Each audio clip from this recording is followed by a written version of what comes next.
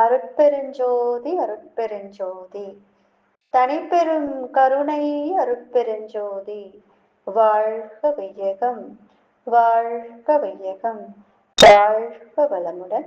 அன்பான உறவுகள் அனைவருக்கும் வாழ்த்துக்கள் மற்றும் வணக்கம். இன்றைய சிந்தனை நமது துறை என்ற தலைப்பு வேதாத்ரி மகரிஷி ஐயா வாழ்க்கை மலர்ல கொடுத்திருக்கார். நமது உலக சமுதாய சேவா சங்கத்தின் நோக்கம் மனித வாழ்வில் அமைதி காண்பது என்பதே ஆகும்.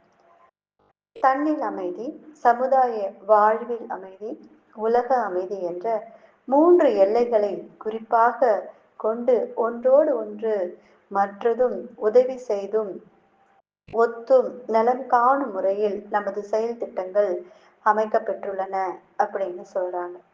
அதாவது தனி மனித அமைதி. முதல்ல நாம அமைதியா இருக்கணும். அதுக்கு என்ன செய்யணும்? நாம அமைதியா இருக்கணும்னா நமக்குள்ள இருக்கிற கலங்களை நம்ம போக்கணும். அந்த கலகங்களை நாம் எப்படி போக்குறது? அந்த கலங்கங்கள் பார்த்தீங்கன்னா நம்மளுடைய உடல் செல்கள்ல இருக்கு. நம்மளுடைய கரு மையத்துல பிறவி தொடராக வந்துள்ளது. நம்ம ஒவ்வொரு பிறவியில நம்ம எந்தெந்த மிருகங்களா இருந்தோமோ அந்த பதிவுகள் பார்த்தீங்கன்னா நம்முடைய உடல் செல்கள்ல இருக்கு. அப்போ கருவழி தொடராக வந்த அனைத்து பதிவுகளும் நம்முடைய கருமையத்துல இருக்கு. இதுக்கப்புறம் நம்ம செய்யக்கூடிய பதிவுகளும் நம்ம கிட்ட இருக்கு. அப்போ நாம என்ன செய்யணும்னு பாத்தீங்கன்னா, முதல்ல நமக்குள்ள இருக்கிற அமைதியை நாம உருவாக்கணும். எப்படி உருவாக்குறது? முதல்ல நம்ம செல்கள் இருக்கிற இந்த விலகின பதிவுகளை அழிக்கணும். அதுக்கு என்ன செய்யணும் அப்படின்னு பாத்தீங்கன்னா, உடற்பயிற்சி. உடற்பயிற்சி செய்யும் போது நம்மளுடைய விலங்கின செல்கள் உள்ள பதிவுகள் எல்லாமே கிளியர் ஆகும்னு நம்ம சொல்லியிருக்காங்க.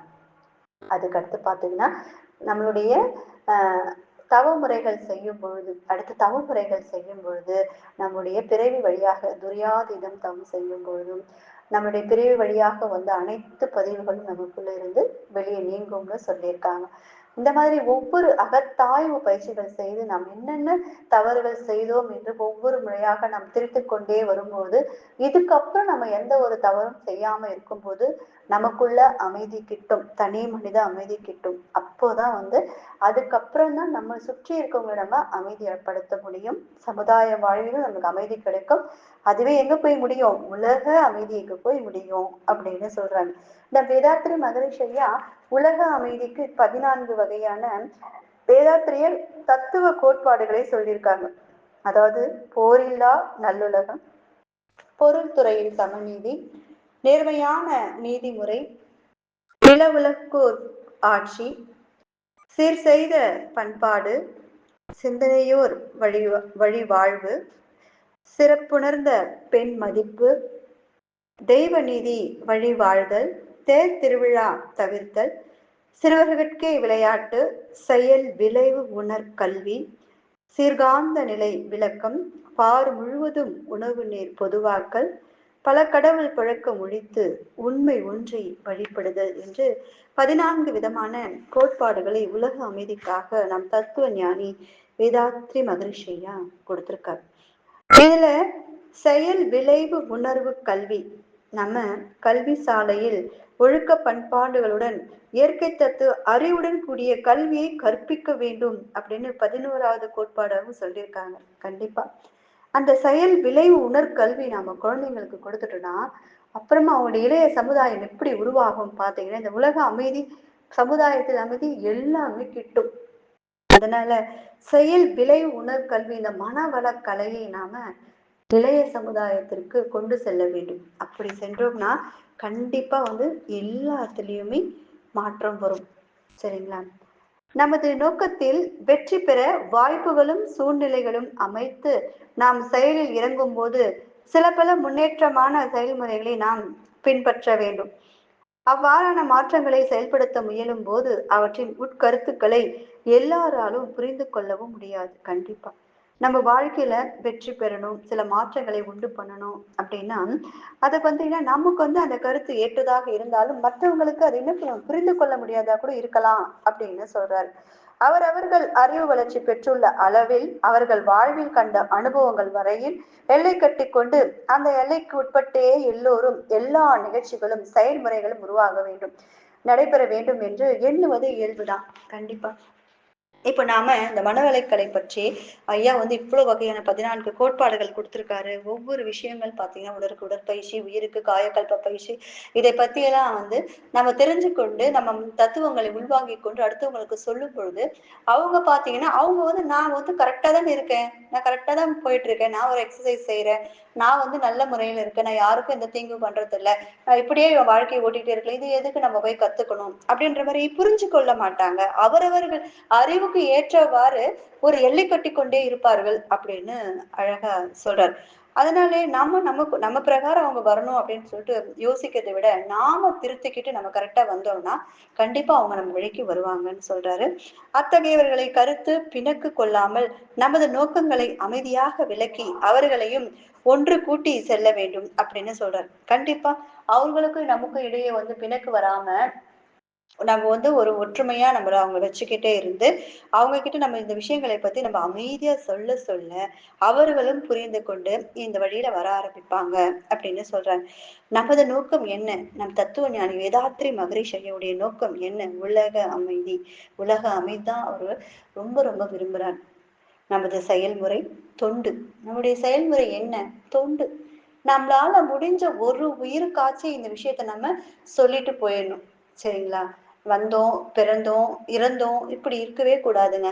நம்ம எதுக்காக வந்தோம்? இறைநிலை அடைவதற்காகவே வந்தோம். அப்போ இறைநிலை அடையணும் வந்துட்டோம். அப்ப ஏன் நம்ம இந்த உலகில் வாழ்க்கையிலே சிக்கிட்டு, பிறந்து, வளர்ந்து, குழந்தைங்கள பெத்து போட்டு, அவங்களுக்கு படிப்பு சொல்லிக் குடுத்துட்டு, அவங்களுக்கு ஒரு செட்டில்மென்ட் பட்டு, அவங்களுக்காக சொத்து சேர்ந்து, மறுபடியும் இறந்துட்டே இருக்கோம். நமக்கானது என்ன? நம்ம நம்ம எதுக்காக இந்த பூமிக்கு வந்தோன்றதை நம்ம மறந்து வேலைகளை செஞ்சு கொண்டிருக்கிறோம். அப்போ நம்ம என்ன பண்ணணும்? நம்மளுடைய செயல்முறை என்ன? நாம வந்து காற்று ஃப்ரீயா வாங்கிறோம், தண்ணி ஃப்ரீயா வாங்கிக்கிறோம். எல்லாமே வந்து இந்த இறைநிலை கிட்ட இருந்து எல்லாமே ஃப்ரீயா தான் வாங்கிட்டு இருக்கோம். ஒரு உயிர் அப்பா, அம்மா இணைந்த பிறகு ஒரு உயிரானது அம்மாவுடைய கருப்பையில உருவாகும்போது, அதற்கு உணவு தருவது யார்? அம்மா உணவு சாப்பிடுறாங்க. அவங்கள எப்படி பொத்தி பொத்தி பாதுகாக்கிறார் இறைநிலை. அவர்களுக்கு கை, ஒவ்வொரு உறுப்புகளாக உருவாக்கி கொடுத்து, இந்த புவிக்கு வெளியில விடுறாருன்னா, நாம அவர மறந்து நாம வேற வேலைகள செஞ்சுட்டு இருக்கோம். அவர போய் நம்ம சேரணும் இல்லையா? அப்ப நம்ம என்ன பண்ணணும்? அதற்கான வேலைகள நம்ம செய்யணும். நமக்கு தெரிந்த விஷயங்களை அடுத்தவங்களுக்கு சொல்லிக் கொடுக்கணும். தொண்டு, அருள் தொண்டு செய்யணும் அப்படின்னு சொல்றாருங்க. அற வாழ்வும் சிறப்புற அமைய சகிப்புத்தன்மை, விட்டுக் கொடுத்தல், தியாகம் என்ற 3 விழிப்போடு பழகி இவற்றை இயல்பாக ஆக்கிக் கொள்ள வேண்டும் என்று ஐயா சொல்றார். கண்டிப்பா. நமக்குள்ள அமைதி வரணும் அப்படின்னு ஒரு குடும்பத்துல அமைதி வரணும்னு பாத்தீங்கன்னா, விட்டு கொடுக்கணும், சகிப்புத்தன்மையோடு இருக்கணும், தியாக மனப்பான்மையோட இருக்கணும் அப்படின்னு சொல்றாரு. கண்டிப்பா. இப்போ நம்மளுக்கு பிடிக்காத விஷயங்கள் கூட அவங்க செய்யலாம். இருந்தாலும் நம்ம என்ன பண்ணோம்?